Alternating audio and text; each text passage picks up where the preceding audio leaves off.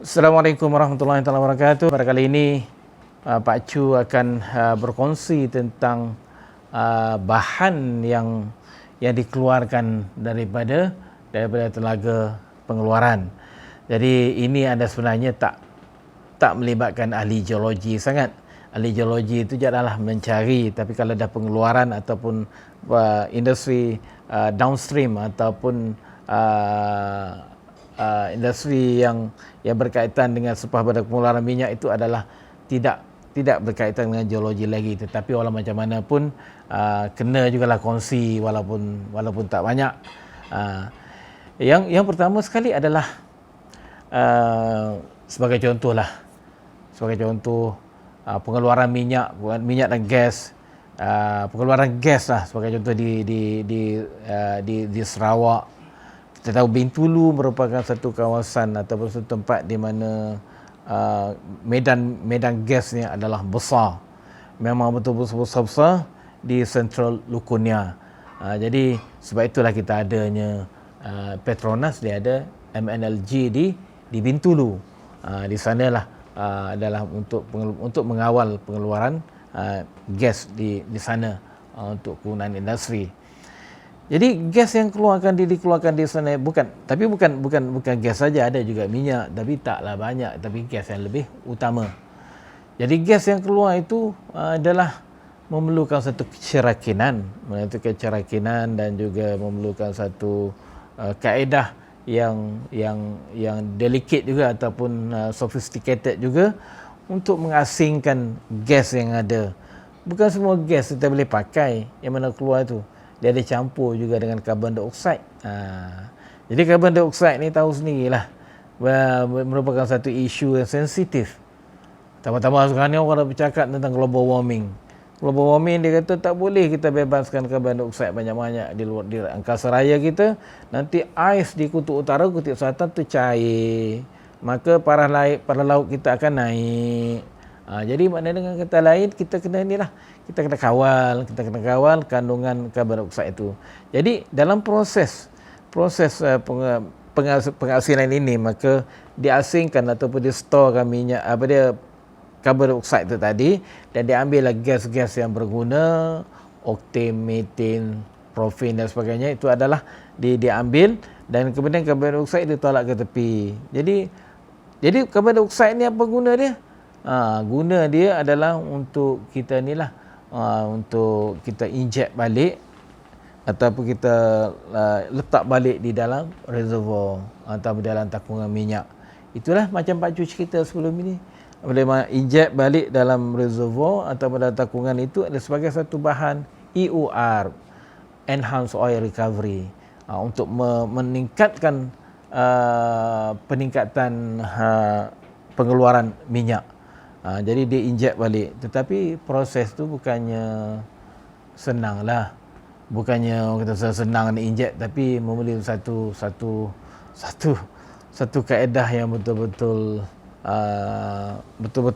canggih, sebab dia melibatkan satu tekanan yang tinggi dan sebagainya.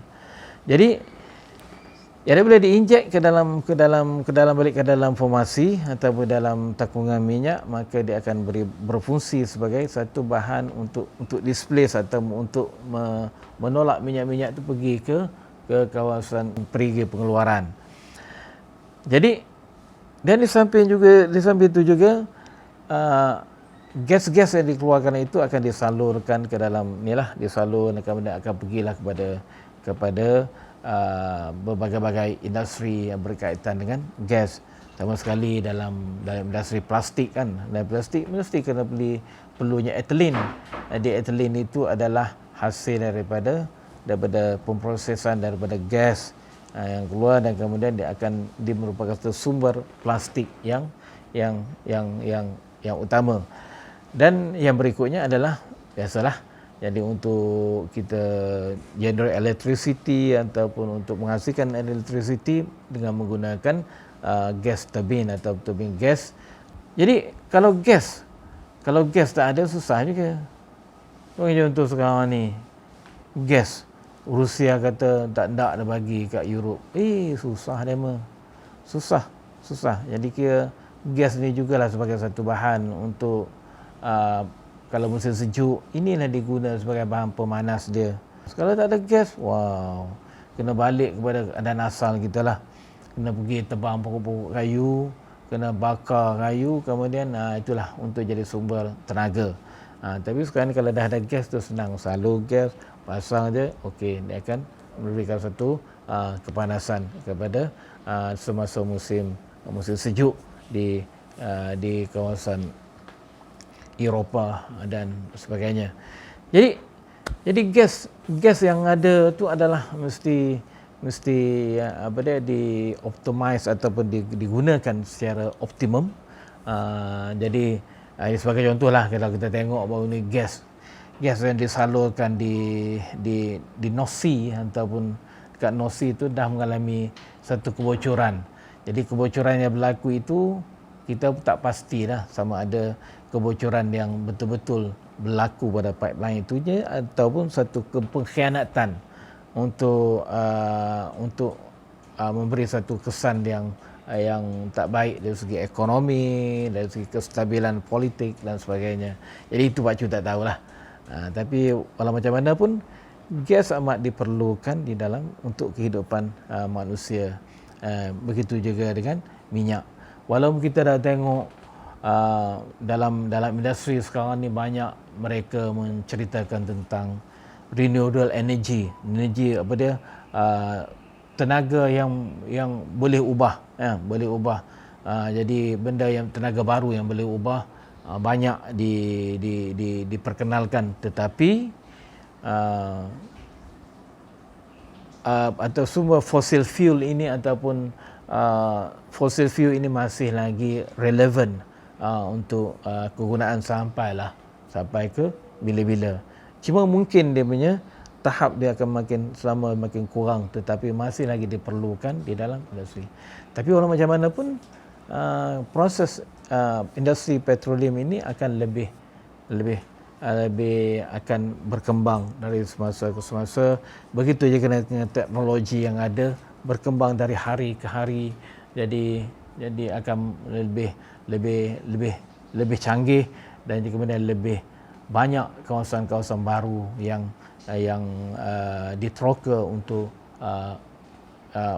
petroleum dan juga gas. Jadi berbalik kepada tenaga baru yang boleh ubah ni atau renewable energy ni adalah sebagai contoh dia punya guna tenaga daripada air, daripada hidro, tenaga daripada angin, tenaga daripada solar, jadi tenaga daripada macam-macam tenaga yang boleh diguna semula untuk kehidupan. Tapi tak kita tak boleh tinggal juga dengan petroleum. Walaupun sekarang ni kereta dah pakai dengan bateri, tetapi pada satu ketika minyak itu adalah masih lagi diperlukan di atas muka bumi ini. Itu sebagaimana yang di data yang dikeluarkan daripada AAPG, American Association of Petroleum Geologists, mengatakan bahawa renewable energy akan meningkat